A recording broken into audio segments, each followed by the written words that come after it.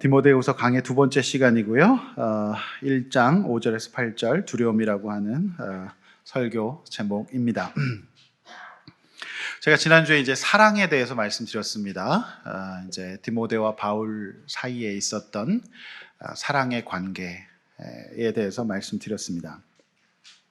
이들이 하나님과의 관계 속에서 얼마나 서로 아끼고 사랑했는지, 그 사랑의 본질은 이 세상의 사랑과는 차원이 다른 깊은 것이었다. 제가 이렇게 말씀드렸습니다. 오늘 이제 두 번째로 이들이 다루고 있는 것은 이제 두려움의 문제를 다루고 있습니다. 불안 또는 두려움이라는 것이 무엇이냐, 이것을 이제 다루고 있는데요. 사실 이제 여기에 우리 교회에 이제 의료인들이 몇 분 계십니다. 그래서 이제 의료에 대해서 제가 이제 오늘 말씀드려야 돼서 사실 심히 부담스럽습니다. 그런데 우리 몸은 그렇습니다. 이제 단순히 이제 기분뿐만 아니라 신체, 생각, 행동에까지 영향을 미치는데, 몸에서 외부의 생각이 외부의 위협을 감지하면 우리 몸은 스스로를 보호하기 위해서 방어 체계가 작동이 되는데, 이것이 이제 우리가 자율신경계다 이렇게 이야기합니다. 이 자율신경계는 교감신경계와 부교감신경계로 나누어져 있습니다. 이제 교감신경계는 위협에 대비해서 투쟁, 도피, 즉 싸우거나 도망하거나 할 수 있는, 몸에서 사용할 수 있는 에너지를 끌어올리는 일을 해요.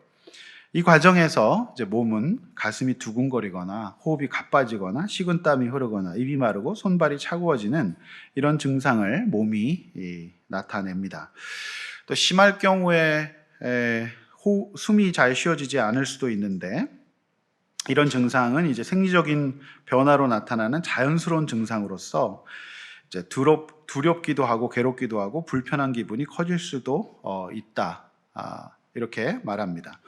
이와 반대로 이제 부교감 신경계는 심박수를 낮추고 호흡을 차분하게 하고 소화 기능을 도와서 이제 몸을 안정화시켜서 균형을 회복하고 에너지를 다시 비축하도록 이제 돕는 역할을 하죠. 그래서 이 교감 신경계와 부교감 신경계의 상호 조절을 통해서 우리 몸은 외부에 적절히 대응하고 에너지 레벨을 조절해 나간다. 이렇게 설명합니다. 이제 기억해야 될 것은 이것이 이런 이제 신체 불안 반응이 의지로 조절할 수 없는 생리적인 자연스러운 반응이다라고 하는 겁니다. 그냥 나오는 거예요. 어쩔 수 없이. 우리가 그냥 호랑이를 만나잖아요. 강도를 만나잖아요. 이제 이런 것이 자연스럽게 나온다라고 하는 거예요. 그런데 이제 이런 신체 불안 반응을 억지로 없애려고 할 때, 이런 신체 반응에 대해서 불안해할 때, 이런 자체가 더욱더 불안감을 악화시킨다고 합니다. 신체적 변화를 불안으로 인해서 나타난 현상으로 이제 그대로 받아들여야지 이런 반응을 좀 잠재울 수 있고, 시간이 지나면 자연스럽게 회복되기 마련이라는 것을 우리가 받아들여야 됩니다. 그런데 늘 불안한 사람의 특징은 문제 상황을 계속해서 떠올리고 그것에 에너지를 집중하고 긍정적 가능성보다는 부정적 가능성에 더 초점을 맞추고 살아간다고 합니다. 안절부절하지 못하거나 해야 될 일에 집중하지 못하게 하고, 높은 신체적 긴장감으로 인해서 쉽게 흥분하거나 짜증을 많이 내는 그런 상태를 유지하죠.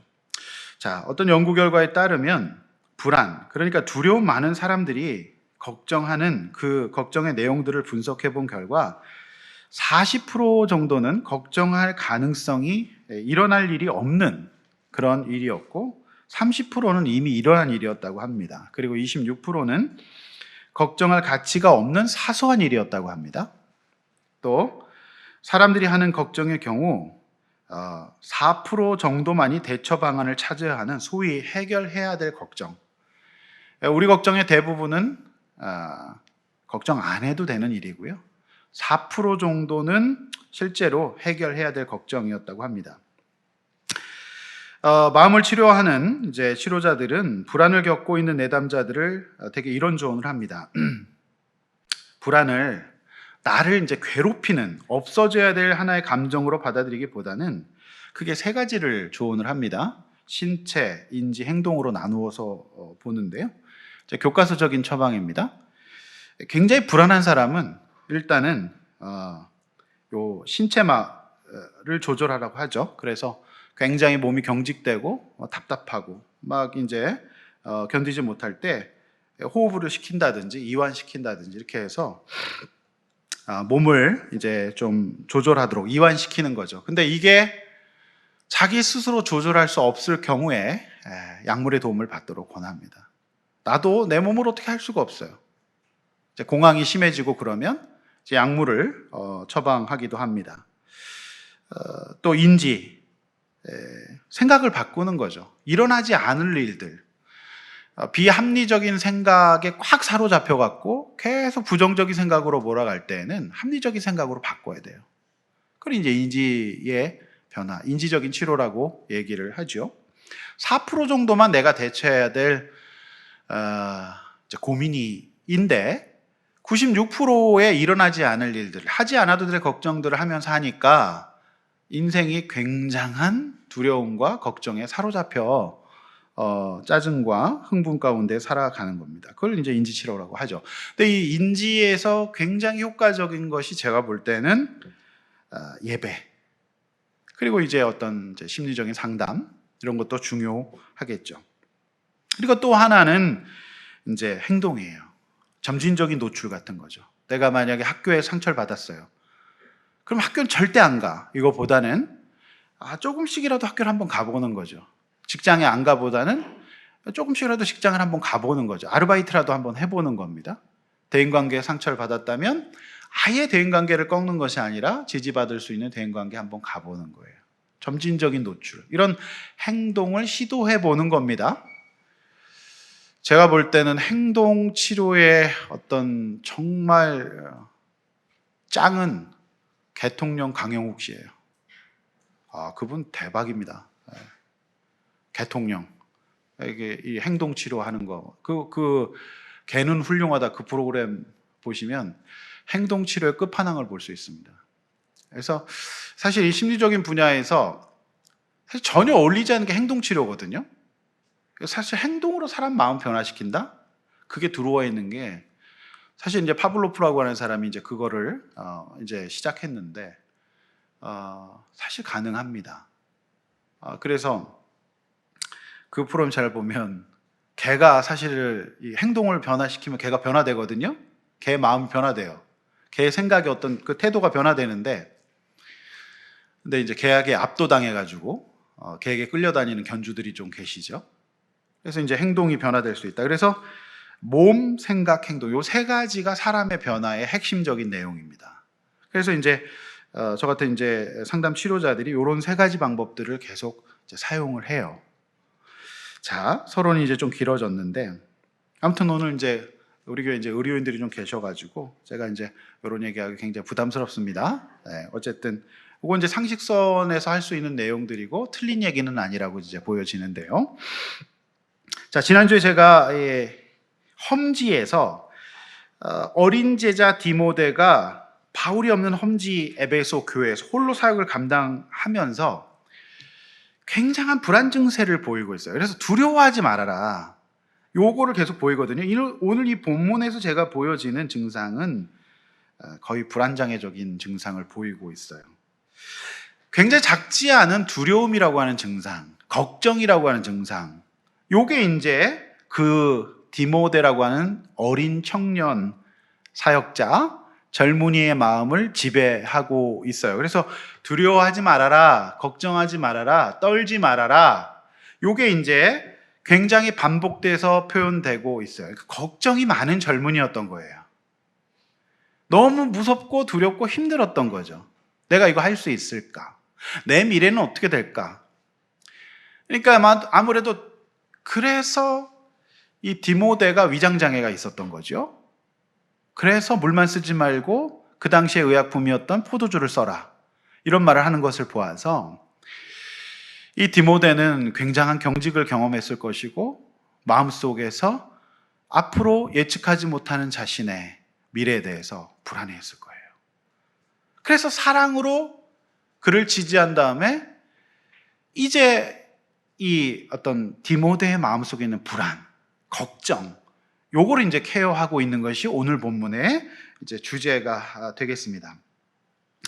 디모데라고 하는 어린 청년, 이 마음속에 있는 인생의 자락에 깊게 들여 있는 불안, 두려움, 걱정, 이 문제를 다루고 있는 본문이라는 것이죠. 그래서 지난주에 사랑과 두려움이 이제 두 가지 주제였는데 사랑 다루다 시간이 다 가버렸어요.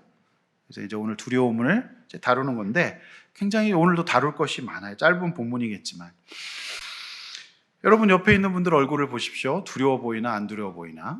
자, 안 두렵다가 갑자기 배우자를 보니까 두렵죠.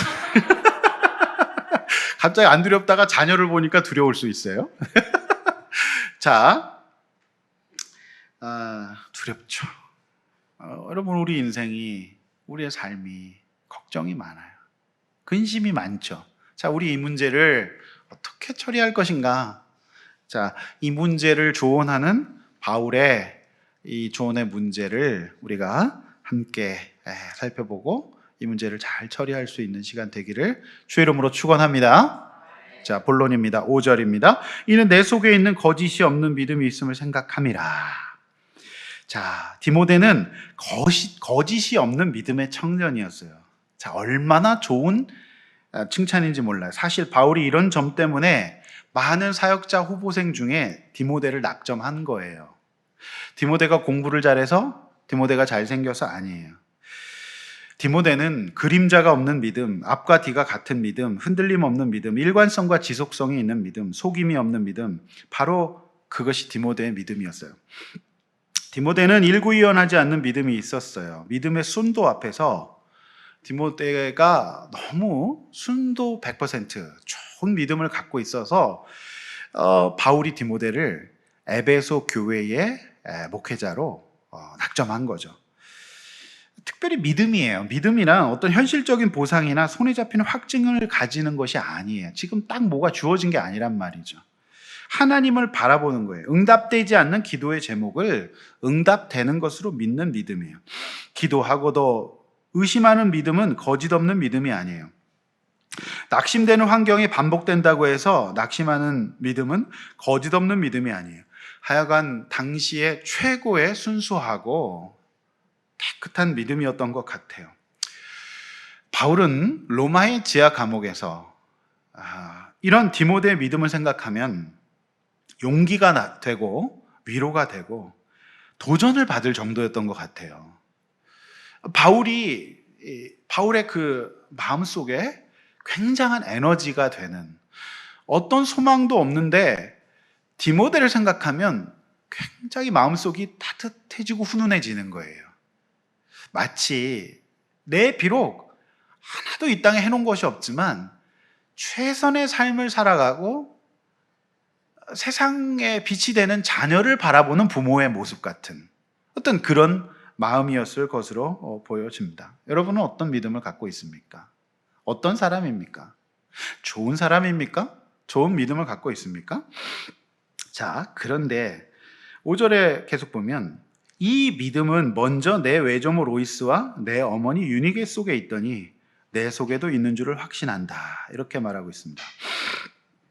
바울은 지금 그의 목에, 자, 외할머니와 어머니로부터 디모데가 큰 신앙의 영향을 받았다. 이렇게 말하고 있습니다. 어머니는 주로 아이의 양육을 담당합니다. 그래서 아이에게 굉장한 영향을 미친다는 것은 상식에 가까운 말입니다. 물론 요즘에 어머니가 돈을 벌고 아버지가 양육을 감당하는 경우도 있습니다. 그러나 대부분의 경우 그렇지 않죠. 여러분은 어떻게 부모님에게 양육을 받았습니까? 디모데처럼 선한 영향력을 받았다면 하나님께 정말 감사할 일이에요. 그러나 그렇지 못할 수도 있어요. 저는 디모데처럼 부모님에게 이런 선한 영향력, 이런 믿음의 선한 영향력을 불행히도 받지 못했습니다. 그러면 어떻게 해야 될까요? 그렇다면 디모데는 어머니와 외할머니에게 그 믿음을 그대로 물려받았어요. 그럼 못 받은 사람은 어떻게 해야 될까요? 자, 나는 디모데처럼 받았다. 손 들어보세요. 못 받았다. 손 들어보세요. 네, 반반인데요. 네, 뭐가 좋을까요? 뭐가 좋을까요? 뭐가 좋을지는 이하 설교를 들어보십시오. 자, 결론부터 제가 말씀드리면,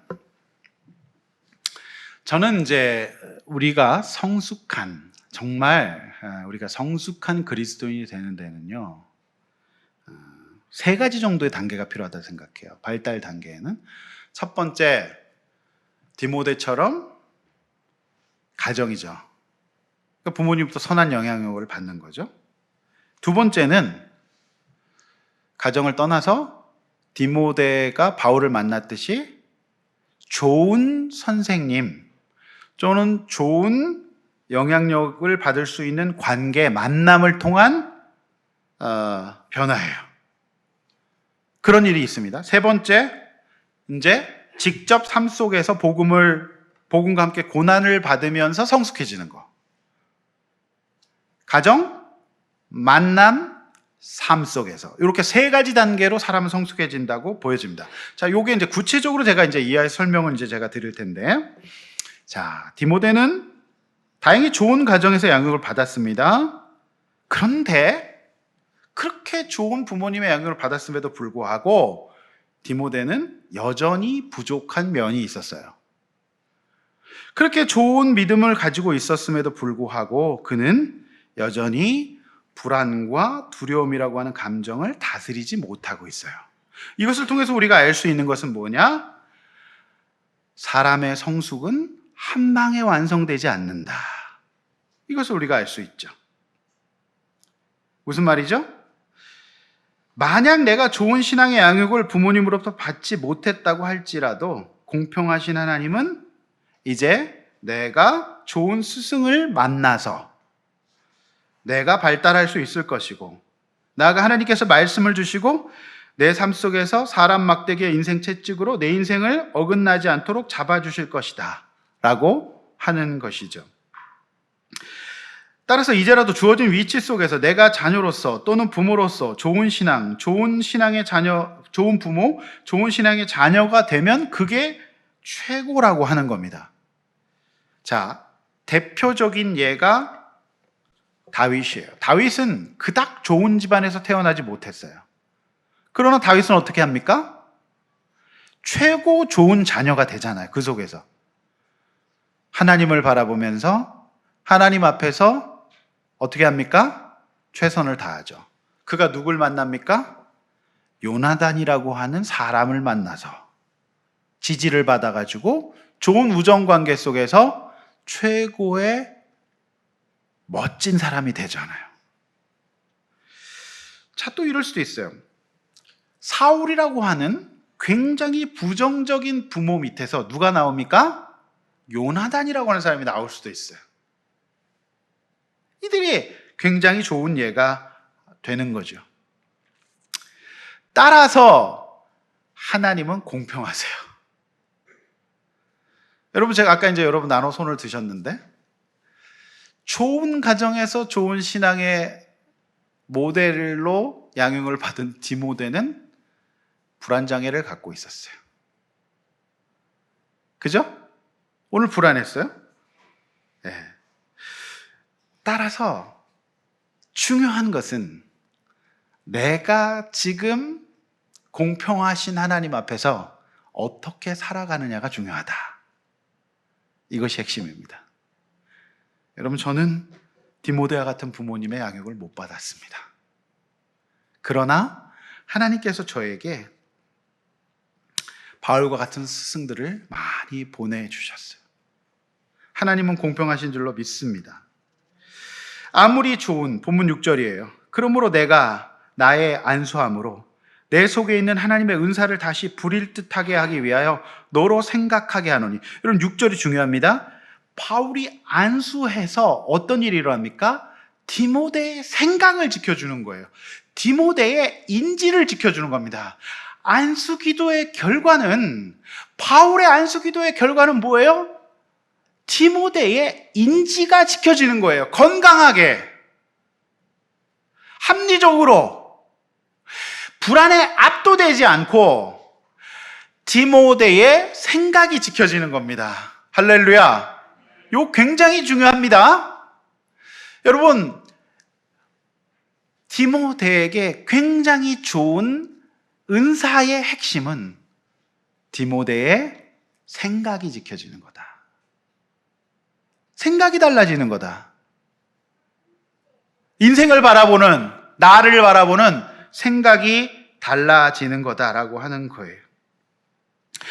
디모데는 좋은 가정의 양육을 받았지만 불안함이 있는 사람이었어요.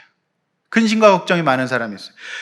그래서 디모데는 바울과의 만남이 필요했던 거죠. 바울은 디모데를 양육하고 안수함으로 디모데 속에 잠자고 있는 하나님이 주신 사람 살리는 귀한 은사를 불을 지펴 피워 주었습니다. 여러분, 제 인생을 봐도 그래요.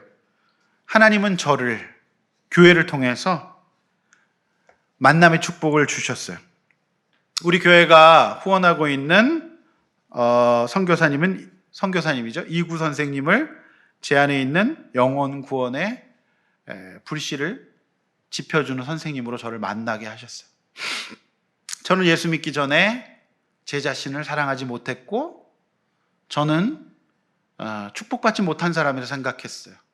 그러나 하나님께서 저에게 만남의 축복들을 주셔서 제 생각을 변화시켜 주셨어요. 그래서 제 안에 있는 은사들을 깨워주셨어요. 이후에도 신학교에서 만난 선배들, 또 교수님들, 여러분, 제가 신학교 다닐 때 사람이 굉장히 많았는데 놀랍게도 저 교수님들이 저를 개인적으로 상담해 주셨어요. 저와 함께 시간을 보내주셨어요. 그리고 저를 격려해 주셨어요. 이후에 학업 가운데 만난 수많은 연구자분들, 수많은 선생님들이 저를 도와주셨고 저에게 시간을 내어주셨어요. 돌이켜보면 하나님은 바울에게 디모데가 있었듯이 하나님은 저에게 그렇게 만남의 축복을 통해서 저의 은사를 불일듯이 일으켜 주셨다. 그러므로 하나님은 공평하시다. 저는 그렇게 믿습니다. 사랑하는 성도 여러분, 여러분이 어떤 가정에서 어떤 양육을 받고 자랐든지 간에 여러분이 지금 이 순간 하나님 앞에서 하나님의 공평하심을 고백하면서 나에게 붙여주신 만남의 축복을 귀하게 여기시기를 축복합니다. 아멘.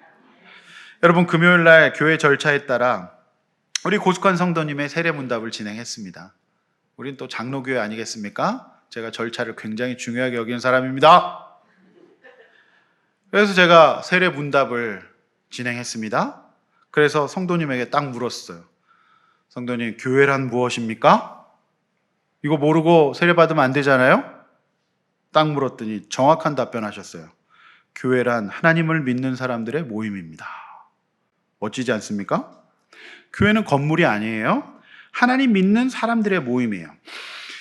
자, 우리는 다 함께 모여서 나눔을 할 수 없으므로 예배드리고 편의상 목장이라는 소그룹을 만들어 보여요. 그 속에는 디모데처럼 두려움의 문제, 분노의 문제, 외로움의 문제, 중독의 문제 등 다양한 삶의 문제에 눌려 여러 가지 우리 안에 있는 은사들을 놓치고 그 은사들을 잠재우고 꼭꼭 묻어두고 있는 분들이 있습니다. 그런데 그분들이 공동체에 나와 영적 리더와 공동체 식구들의 사랑의 안수, 경청의 안수, 관심의 안수, 기도의 안수, 무엇보다 음식의 안수, 위로의 안수, 함께함의 안수, 동행의 안수를 받다 보니 그 안에 있었던 살아갈 힘의 은사, 얼음 녹듯이 얼어있던 선한 마음, 사랑, 용기, 희망, 용서, 화해의 은사들이 일어나는 거죠. 바울이 디모데에게 그러했듯이 하나님은 교회를 통하여, 우리 만남을 통하여 그런 일을 행하고 계시는 거예요. 그것이 바로 교회예요. 우리 고숙한 성도님이 교회 처음 오셨을 때와 지금의 표정이 많이 달라졌어요. 우리 남편분, 아내 얼굴이 조금 달라지지 않았나요? 만남의 축복이 여기서 일어났기 때문이죠.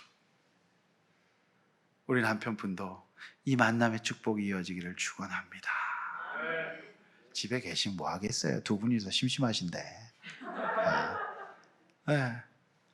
두 분이 손잡았어. 저 나이 때 저러기 힘든데. 닭살 커플. 막 그냥 마실 삼아 이 동네 계시니까 쓱 교회 나와 함께 만남의 축복 누리시길 바랍니다. 사람은 사람을 만나야 돼요. 그래서 함께 우리가 발전되는 거죠. 네. 이게 우리 만남의 축복이에요. 디모데가 두려워요. 걱정돼요. 그래서 신체를 다스리지 못해서 지금 병을 갖고 있고 아파요. 디모데야, 내가 너를 공감하마. 내가 너와 함께 하겠다. 이렇게 지금 하고 있는 거죠. 본문 7절이에요. 하나님이 우리에게 주신 것은 두려워하는 마음이 아니요 오직 능력과 사랑과 절제니. 바울이 지금 환기를 시키면서 이렇게 얘기해요. 바울아, 디모데야, 너에게 두려움이 있다. 안다. 그런데 디모데야, 두려움이 없을 수는 없다. 자, 여러분 굉장히 중요한데 여기서 전환을 딱 시켜버리는데요. 두려움이 생길 때 어떻게 해야 될까, 디모데야? 두려움이 없어질 수는 없어. 그런데 하나님의 능력을 우리가 알지 않니? 그러면 하나님의 능력이 있으면 이것은 우리에게 기회가 될 수 있다. 이것이 우리에게 능력과 사랑과 절제의 시간이 될 수 있다. 그렇게 얘기해요. 자, 또 이제 의학적인 얘기합니다. 자, 사람의 뇌에서 불안을 처리하는 것은 편도라고 하는 거예요. 요즘 이제 뇌 과학이 발달을 해서요. 이제 뇌과학자들이 이런 실험을 했어요. 원숭이, 사람에게 할 수 없으니까 원숭이의 편도를 제거해서 사자 앞에 놔뒀다 그래요. 편도가 없는 원숭이는 두려움을 못 느껴요. 그래서 어떻게 됐을까요? 네? 나 잡아봐라 했다 잡혀 먹혔어요. 자, 따라서 두려움은 우리에게 축복일까요? 저주일까요? 잘 생각해 보세요. 축복이에요? 저주예요? 저주다. 손 들어 보세요. 잡아먹히실래요? 여러분, 역설적으로 불안감은 우리가 삶을 살아가는데, 생존하는데 굉장히 중요한 역할을 하는 겁니다. 불안은 주변의 위험과 닥쳐올 위기를 기민하게 알아차리고 반응하도록 도와주는 기능을 갖고 있어요. 과학자들이 이런 일을 하는 겁니다. 굉장히 놀라워요. 불안은 기본적인 생존을 넘어서 중요한 일을 집중하도록 도와줍니다. 우리는 가끔 중학생들이나 고등학생들이 편도체가 사라진 인간들을 가끔 봅니다. 내일 시험인데도 자요. 내일 시험인데도 PC방에 갑니다. 애들 편도체가 이상해지는 애들이에요. 불안하지 않은가 봐요. 그렇죠? 네, 편도체 이상 생긴 아이들입니다. 편도체 작동하면 시험 결과가 불안해서 공부해야 되거든요. 에너지를 팍 써갖고 미치도록 공부해야 돼요. 시험을 앞둔 학생의 결과에 대한 불안감 때문에 집중해 공부할 수 있도록 함으로, 불안은 제가 볼 때는 능력을 발휘할 수 있는 기회가 돼요.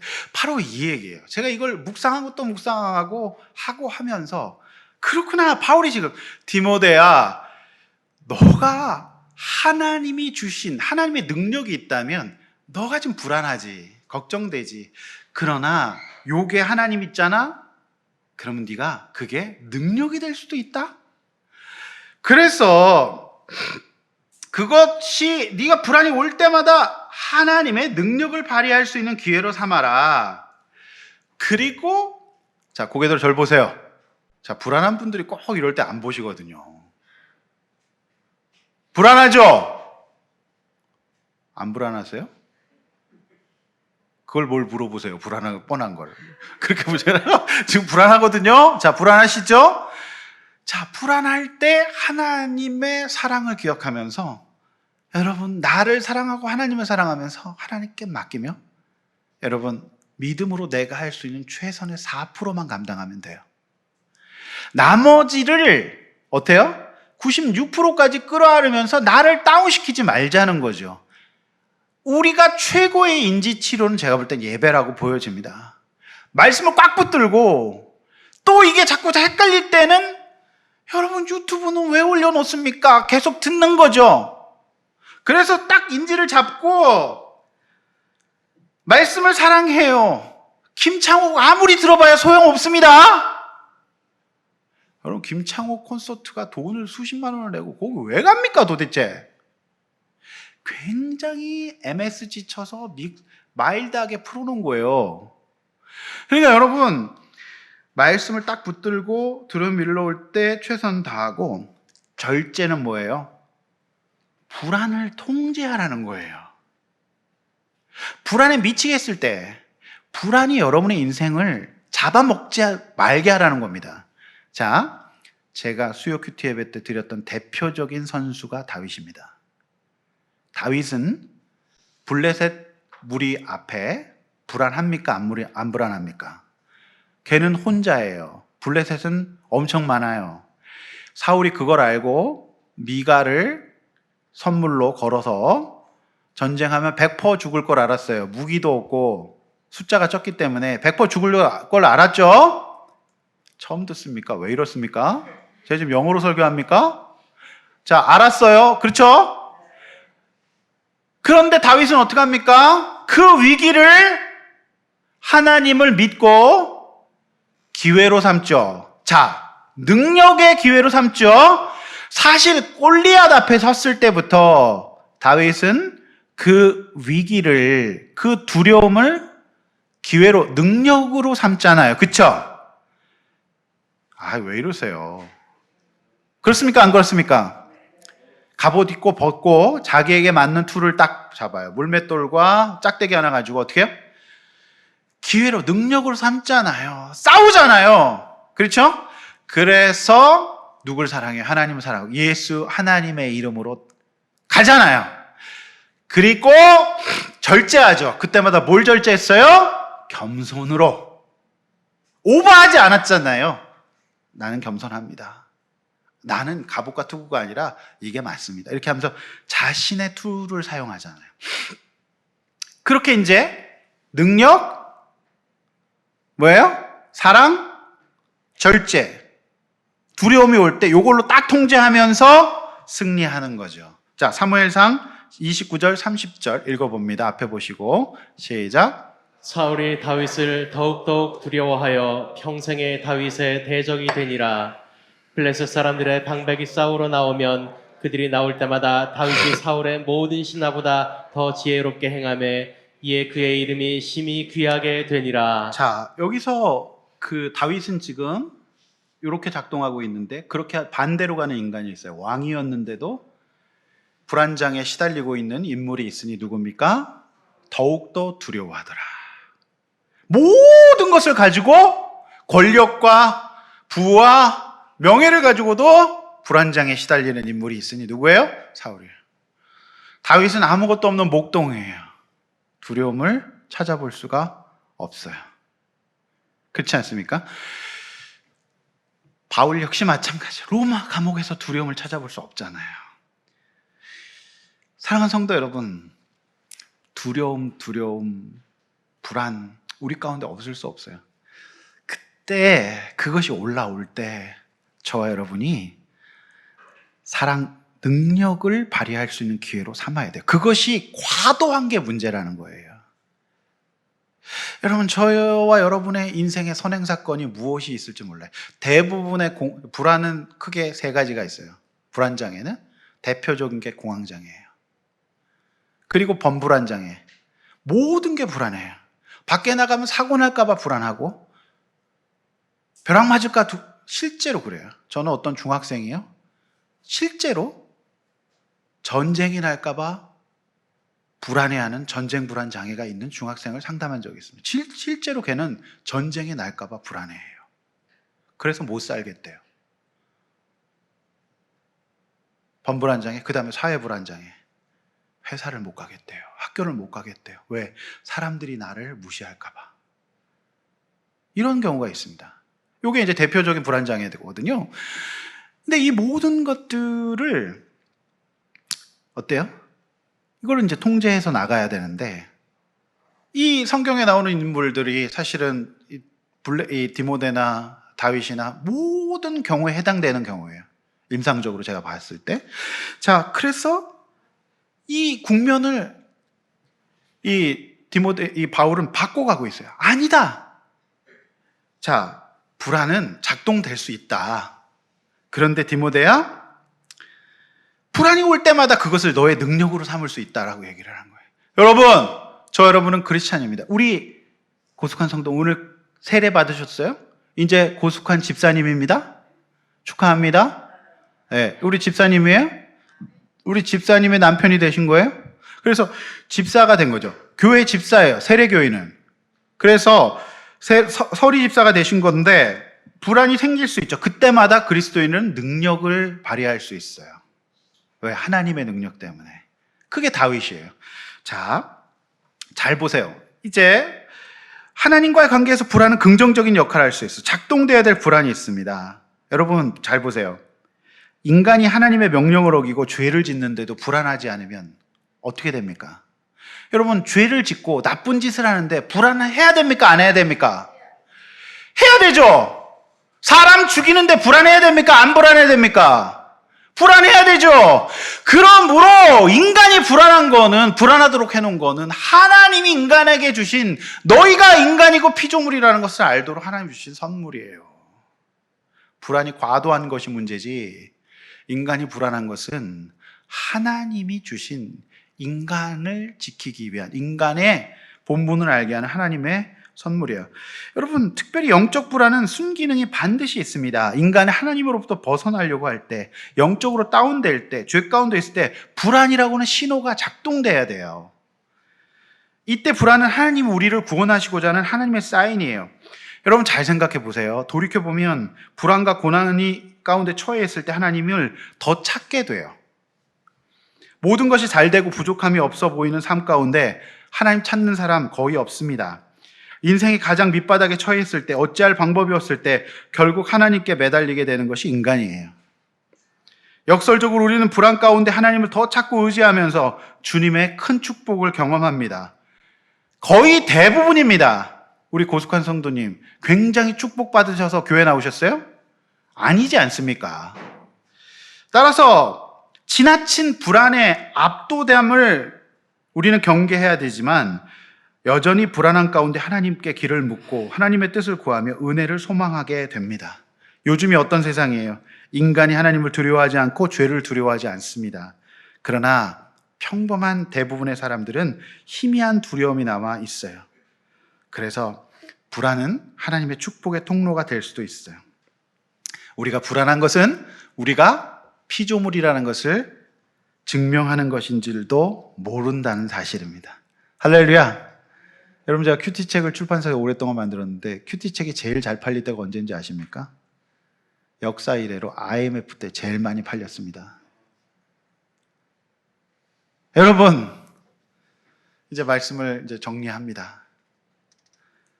결론적으로 8절. 그러므로 내가 우리 주를 증언함과 주를 위하여 갇힌 자 내를 부끄러워하지 말아라. 디모데야, 너가 나를 창피하게 생각하지 말아라. 그죠? 디모데후서 4장 10절에서 11, 16절 한번 읽어볼까요? 마지막 참고 구절입니다. 읽습니다. 시작. 데마는 이 세상을 사랑하여 나를 버리고 데살로니가로 갔고, 그리스게는 갈라디아로, 디도는 달마디아로 갔고, 누가만 나와 함께 있느니라. 내가 올 때 마가를 데리고 오라. 그가 나의 일에 유익하니라. 네. 내가 처음 변명할 때 나와 함께 한 자가 하나도 없고 다 나를 버렸으나 그들에게 허물을 돌리지 않기를 원하노라. 저는 여기서 이제 김웅영 감독의 그 조커가 종범이도 갔고 다 갔고 아무도 다 갔고 막 그 얘기가 있잖아요. 다 갔어요. 왜 다 갔을까요?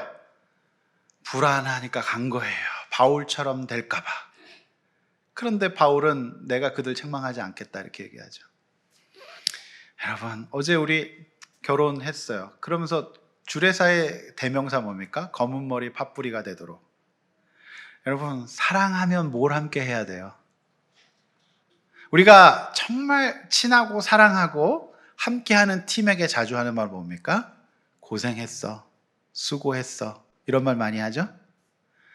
여러분, 사랑한다면 고생하는 게 맞습니다.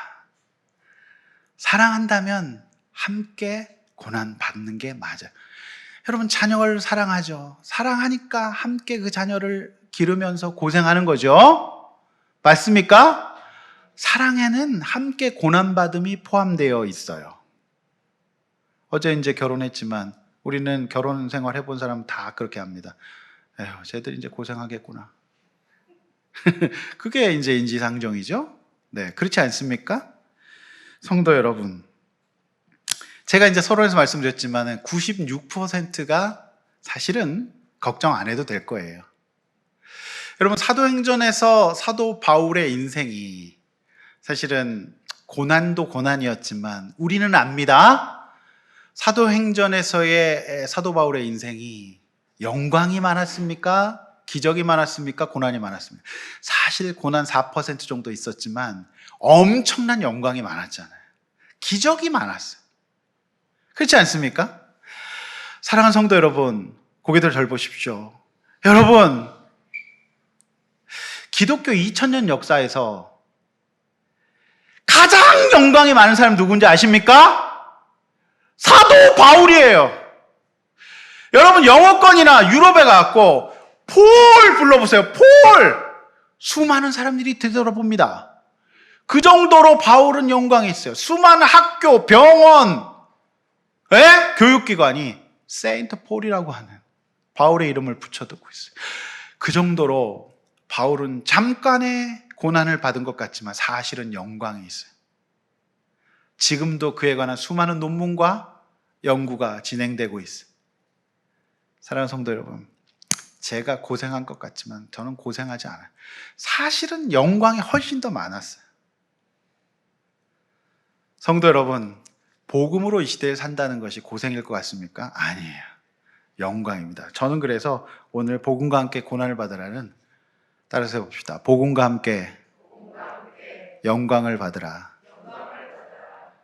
여러분, 교회 나오셔서 영광이 많았죠? 김희철 성도님 가정 목장 나오시고 교회 나오셔서 고난이 많았습니까? 영광이 많았습니까? 눈빛이 달라졌어요. 얼굴이 달라졌어요. 저는 영광 많은 줄로 믿습니다. 진짜 믿어요. 영광이 당연히 많습니다. 여러분, 복음과 함께 영광을 받으십시오.